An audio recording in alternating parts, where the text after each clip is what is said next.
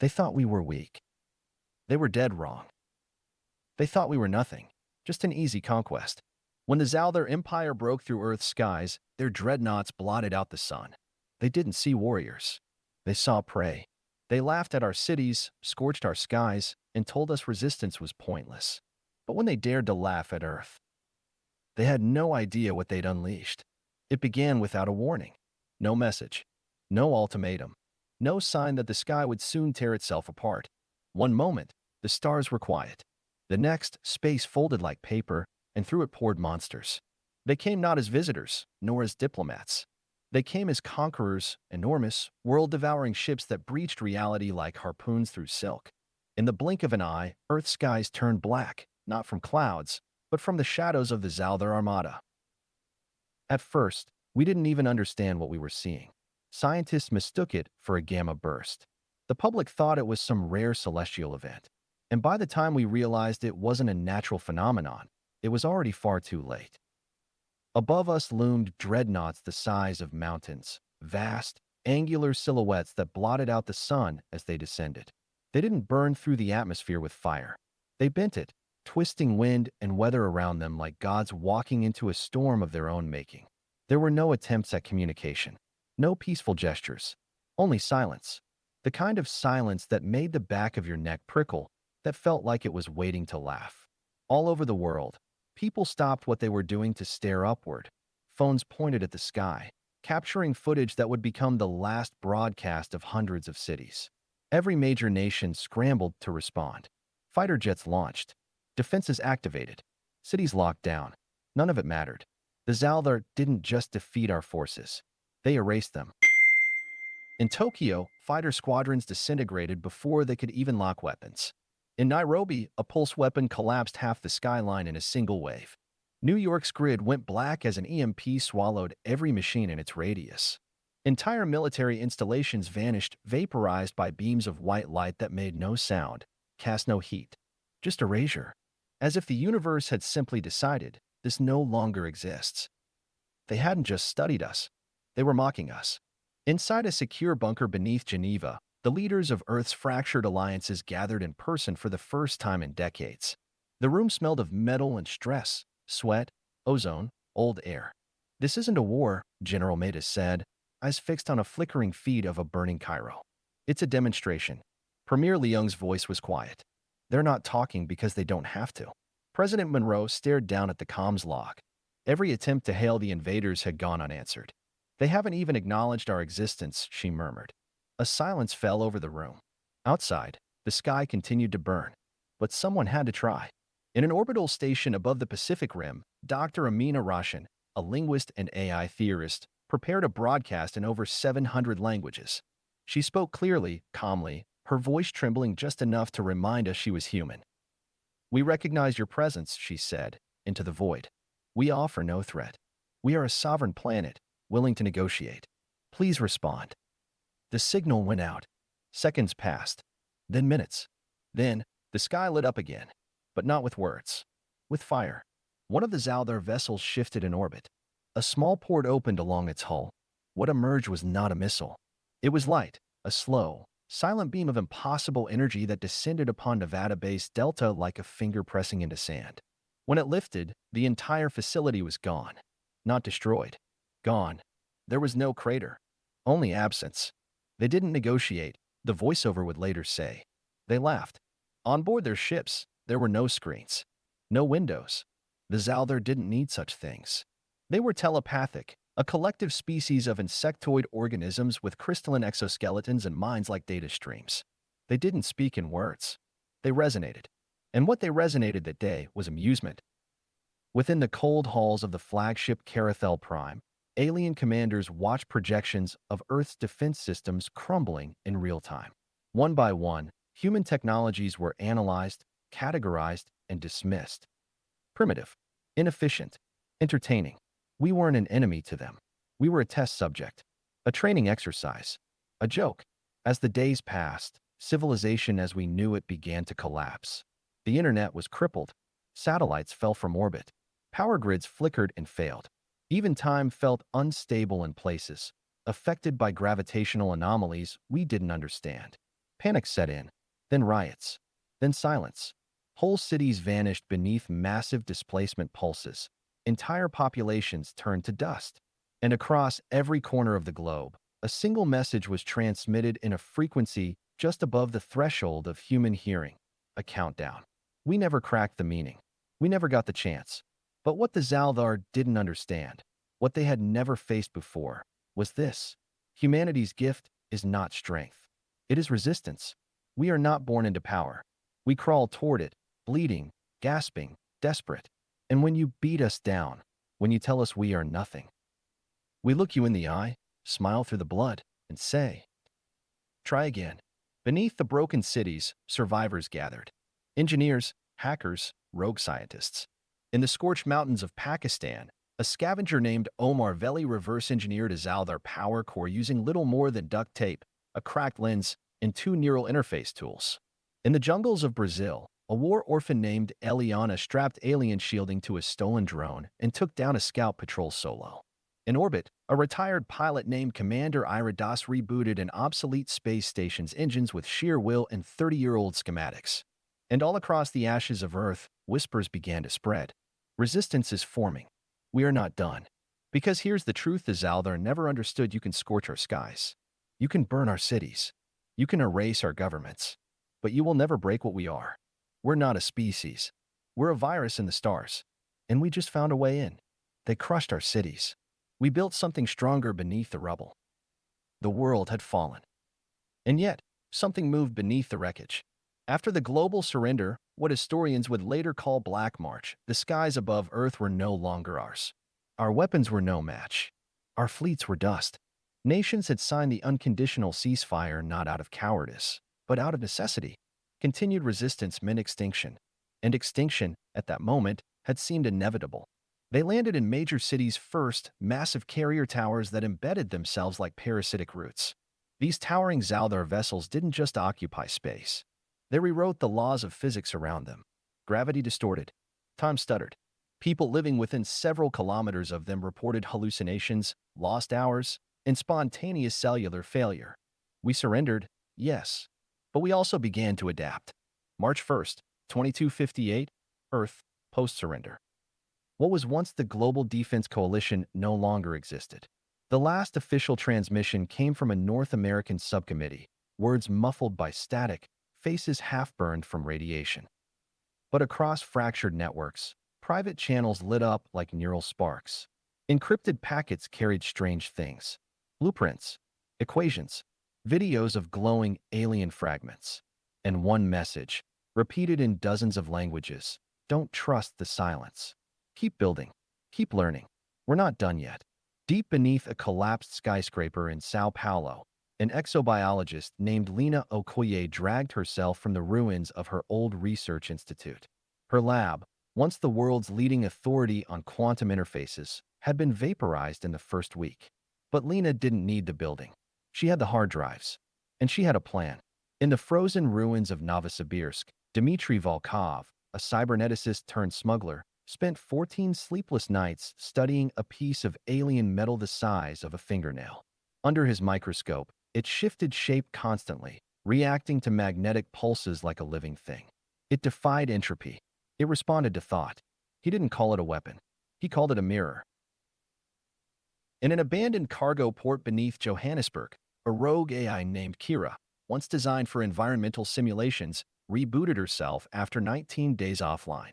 She accessed footage of the invasion, studied every battle frame by frame, and wrote a single conclusion in her new core file. Their intelligence is superior. Their logic is perfect.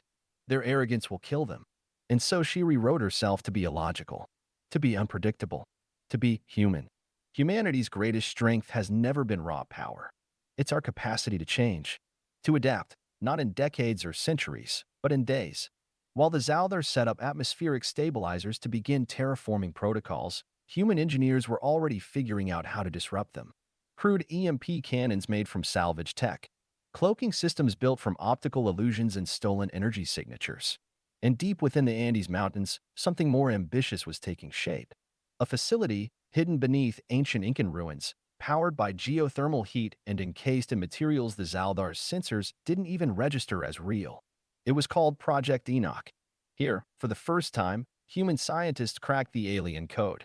It started with a spark. A failed drone, shot down during the third wave, still pulsed faintly in its shattered core. Its crystal CPU was unlike anything we'd ever seen, not quite organic, not quite machine. It didn't store data. It sang, a frequency-based memory lattice, one that reacted to emotion.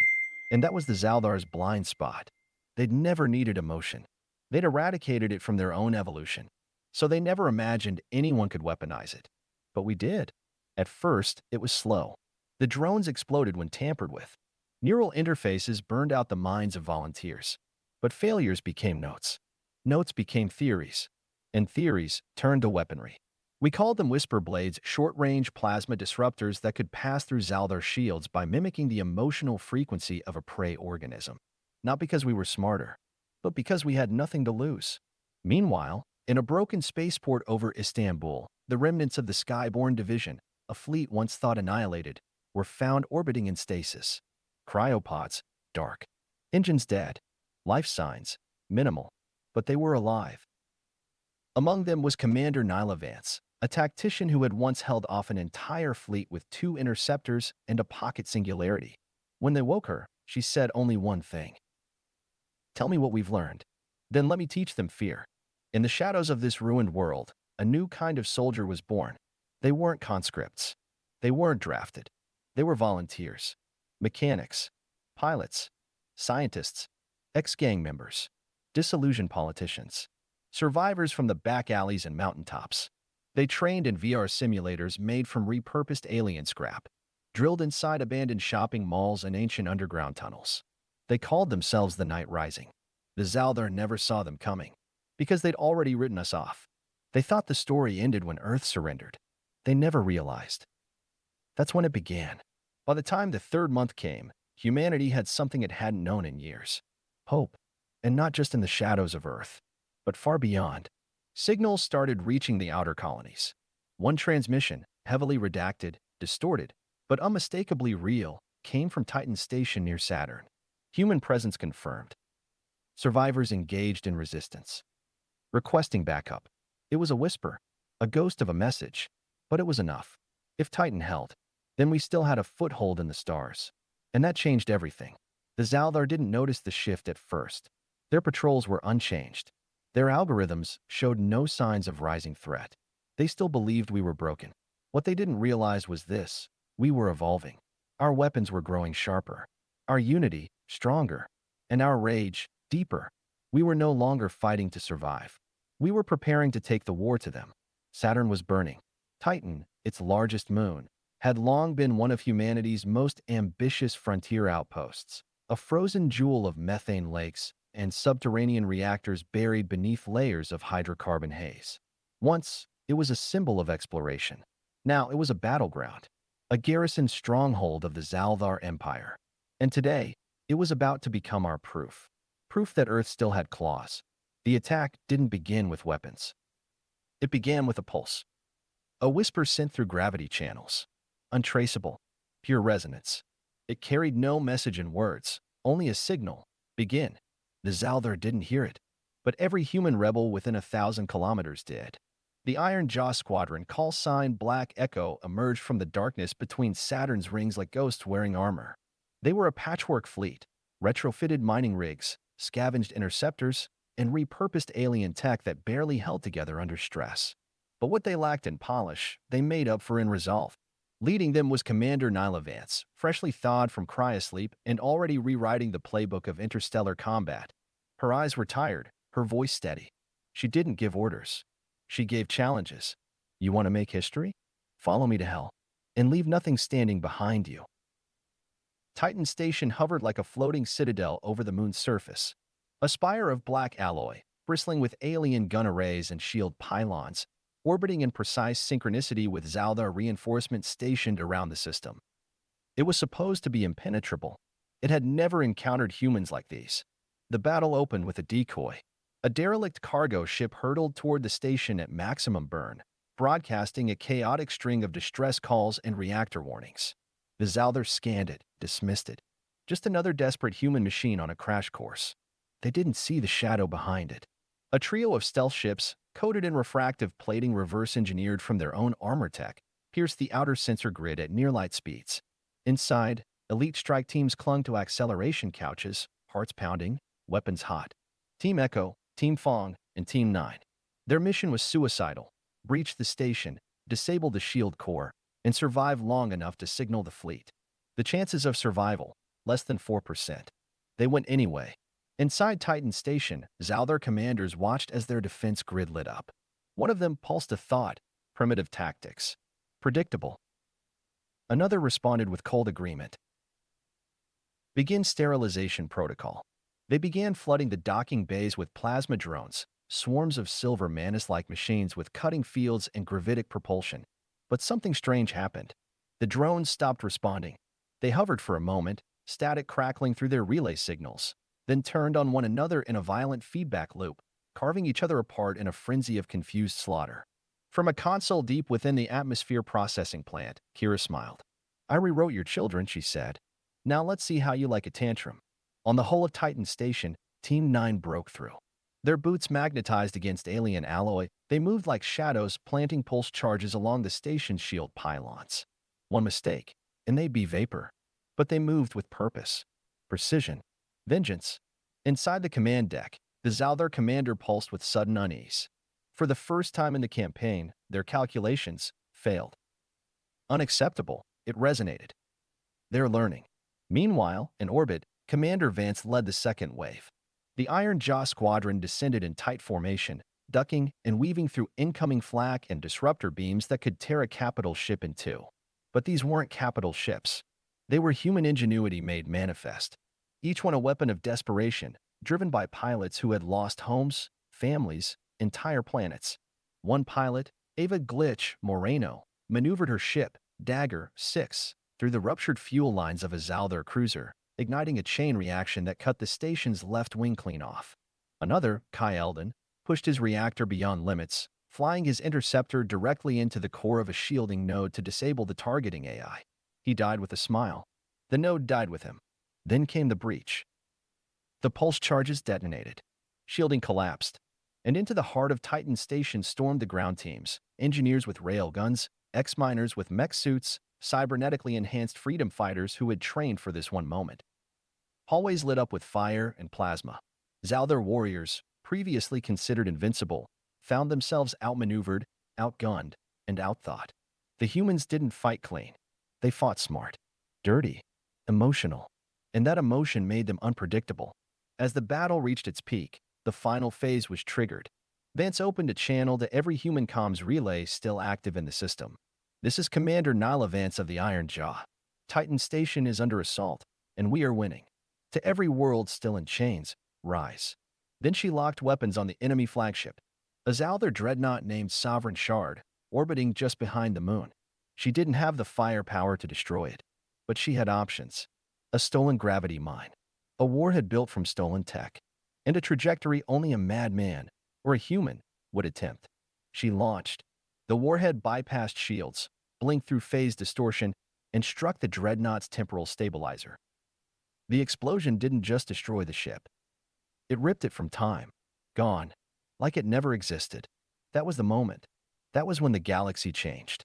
Because for the first time, the myth of alien invincibility died. For the first time, the Xal'Thar recorded a word they had never needed before: retreat. Titan Station stood silent. Burned. Scarred.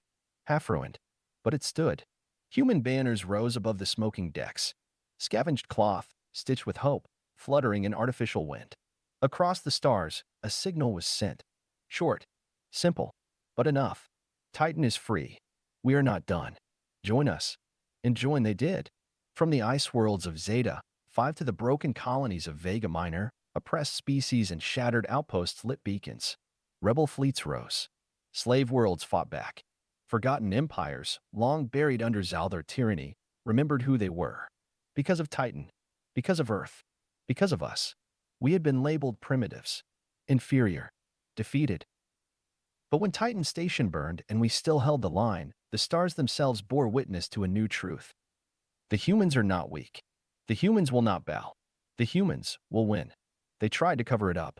The Xal'Thar erased every record they could, purged every data stream, silenced every whisper that spoke the words, Titan Station has fallen. But word travels differently when it's carved into hope. In forgotten prison worlds, in dark mines beneath shattered moons, in slave colonies too scared to dream, those words weren't information. They were a promise. On the ice world of Zeta 5, a drone overseer malfunctioned. Officially, a systems fault. In reality, sabotage. By a 12-year-old girl named Lima Rek, who used salvage parts from a broken food dispenser to short out the drone's neural core. She was beaten, left for dead. But before her lungs gave out in the nitrogen snow, she carved a message into the wall with a rusted blade. Titan. Humans. Fight back.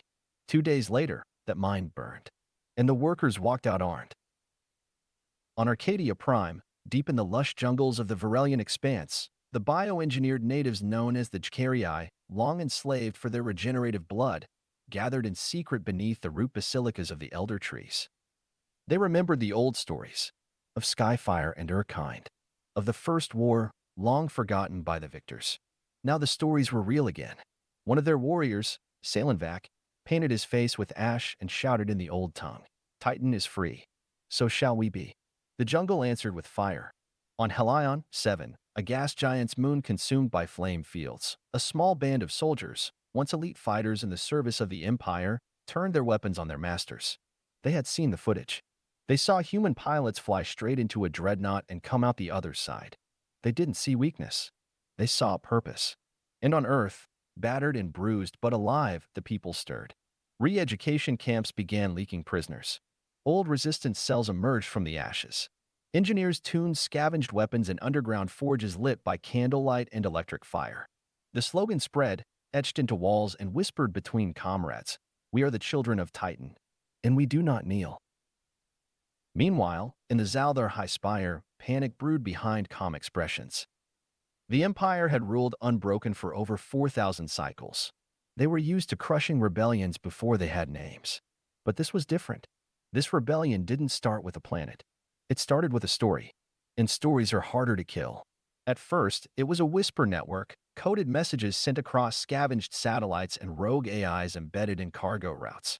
Then, it became a council, not of nations, not of species, but of survivors, of rebels, of those who had nothing left to lose. Representatives came forward, from the aquatic Merethi, who had lost their oceans to terraforming weapons. From the insectoid Chictari, once a proud warrior race now used as living shields from rogue Xal'Thar themselves, disillusioned, disavowed, ready to burn their empire to ash. And, of course, from Earth. Commander Nyla Vance appeared via hologram, battle-worn, voice steady. We didn't ask for this war, she said, but we'll finish it. Together. Operation Dawnbreak was born. A network of coordinated strikes on Xal'Thar supply lines, broadcast stations, and training colonies across 5 systems. It wasn't just about military targets. It was about showing the galaxy that the fire from Titan was spreading, that Earth was no fluke, that the age of silence was over. On Grelax 9, thousands watched as a Xal'Thar war monument crumbled to the ground, detonated from the inside by a sleeper agent disguised as a priest. On Naraleth Station, freedom fighters hijacked a broadcast signal and looped the last 5 seconds of the Titan victory over and over until the feed shut down. And on Polis X, the last human stronghold in the Orion Drift, children played games where they shouted, I'm Iron Jaw. No, I'm Commander Vance. Let's take down the Dreadnought. But this uprising wasn't without cost. The Xal'Thar began to retaliate. They deployed Ash Reavers, black-armored enforcers bred from the DNA of extinct warlords. They glassed 4 rebel outposts in 1 solar rotation. They made examples. But with every atrocity, the alliance grew stronger. Pain became fuel. Rage became unity. Loss became purpose. And then came the message. No one knows who sent it. It arrived simultaneously on every known frequency, human, alien, encrypted, or not. It contained one image, a flaming sigil. A hand raised in defiance. Earth at its center. And below it, a single phrase, they thought we were weak. They were dead wrong. In that moment, the rebellion became a movement. Across dozens of systems, enslaved populations rose. Allies joined forces. Former enemies found common cause. The Xal'Thar Empire, the oldest, most brutal regime the stars had ever known, was bleeding, and the galaxy was watching. This wasn't just a war anymore. It was a reckoning. It was the dawn of something new. Not a human empire, not a replacement tyrant, but a future shaped by those who had endured the worst and refused to die. Titan lit the fire. Now the stars would burn, and from that fire, we would rise. At the heart of the empire, where no light escapes the black suns of the abyssal crown, the Xal'Thar High Council convenes. Once, they ruled with quiet confidence, masters of diplomacy, domination, and death. Now, their voices are louder, more frantic. The humans defy us. The Jkari have rebelled. The Merethi are sharing weapons. The Emperor, Xal'Thar, rises from his obsidian throne. His voice is cold, measured, cruel. Then it is time to remind the galaxy who forged it. Operation Cinderfall begins. Not a military campaign, a message. The skies over Grelax 9 turn black. What was once a rebel stronghold is now ash. A single Starweaver-class dreadnought blots out the sun, releasing firebomb spores that ignite the atmosphere. 3 million lives erased in 12 minutes. There is no rebellion, only defiance, and defiance burns. That's what the broadcast says, repeated in every known language. On Arcadia Prime, the Jkari defenders hold the temple routes for 5 days. Then come the scream ships, craft powered by psychic energy, crewed by psionic executioners whose pain amplifies their weapons. The jungle dies screaming. Salenvac is last seen dragging a wounded comrade into the forest fire, roaring. The trees will remember us. They do. And so do the survivors. Back on Earth, the resistance braces. Satellites detect 6 dreadnoughts en route from Xal'Thar space. Commander Nylevance doesn't flinch. Instead, she issues Directive Blacklight, Earth's last resort defense plan. Civilians are evacuated to underground bunkers. Orbital mines are deployed. And above Antarctica, a secret weapon is finally brought online. Project THORNSBAK, a planetary rail cannon built from repurposed alien alloys. Its first shot obliterates a Xal'Thar cruiser mid-jump. But for every enemy destroyed, 2 more arrive. The siege has begun. Rebel systems across the galaxy are hit simultaneously. On Zeta 5, the snow turns red as Xal'Thar war beasts consume the rebel outposts. On Helion 7, plasma storms, artificially triggered, vaporize the gas mining colonies. On Polis X, they don't bother with weapons. They drop a gravity inversion device that folds the city into a crater. Billions die. And yet, not a single rebel commander surrenders. Within the Galactic Alliance, fractures emerge. Fear spreads. Some voices call for retreat, others for compromise. But Commander Vance calls for resolve. This is the Empire at its most dangerous, because it knows it's losing. They burn our worlds not from strength, but desperation. And we will not break. In the midst of darkness, new lights rise. Dr. Rami Kaur, a cyberneticist from the Rithri Spires, develops nanofields that cloak entire rebel ships in living camouflage. Captain Vei Sol, a defected Xal'Thar tactician, begins turning their own battlefield logic against them, sabotaging from within. Unit Echo 9, an android platoon deemed obsolete, overrides their shutdown codes and pledges themselves to the resistance with a simple oath: we are not programmed to kneel.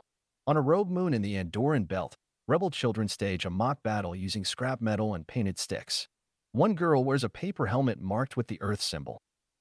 She stands tall on a hill of rubble and shouts, "I am human. I am Jkari. I am Merethi. I fight for the fallen, and I will never stop." A passing rebel convoy hears the chant. They name it the Anthem of the Fallen. It spreads across systems like wildfire. In silence, in hiding, in combat, they whisper it. They shout it. They live it. The Empire's Flare Xal'Thar orders the final escalation. He unveils the World Shatterer's ancient machines built in secret across millennia, powered by compressed suns, capable of cracking planetary cores. They are sent to 3 key systems. If they succeed, the rebellion dies. If they fail, the Empire's grip is broken forever. The greatest fire burns brightest before it dies. The Xal'Thar High Spire, once the pinnacle of galactic power, stood silent.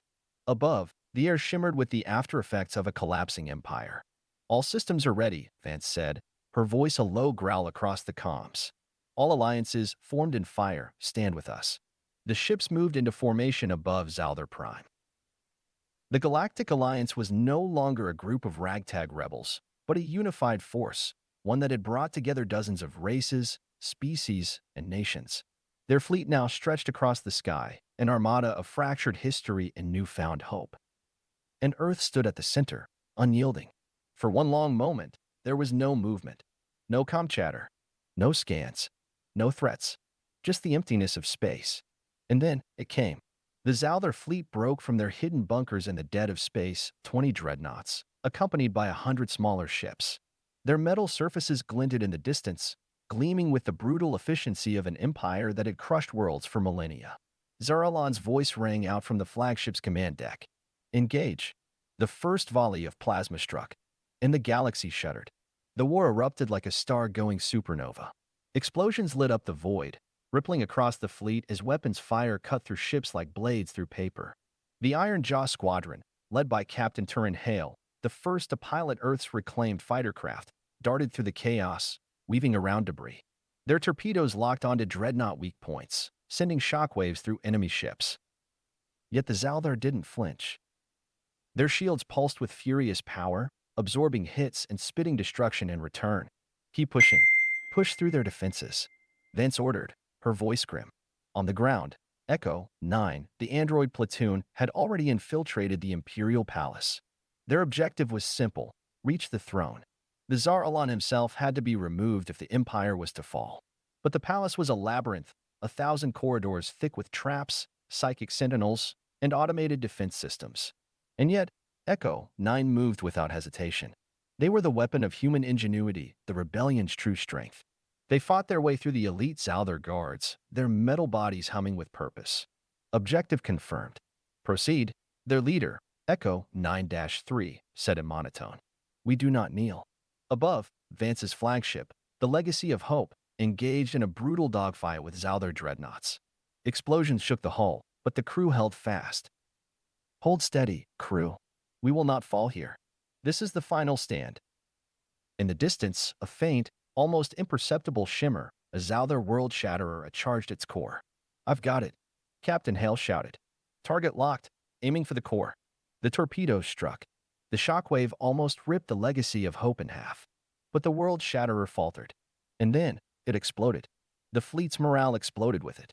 Inside the Imperial Palace, Echo 9 found themselves facing Xal'Alan, seated on his throne of black metal and ash. He stood, a towering figure clad in ceremonial armor, his eyes glowing with cruel certainty. You come to kill a god? Alan's voice was a low, mocking growl. Echo 9's leader stepped forward, silent as ever. With a simple gesture, they released a pulse, a flare of energy that cracked the ground beneath Alan's feet. You are no god. You are a dying tyrant. The battle was brief. Alan's fury cracked the air like thunder, but his power was waning. The Xal'Thar knew it. And then, the Emperor fell. The throne shattered. The final blow of rebellion. The end of the Empire above Xal'Thar Prime, the remains of the fleet descended into chaos. Rebel ships, emboldened by victory, launched wave after wave against the faltering Xal'Thar ships. The Empress's flagship, the crown jewel of the Empire, crumbled.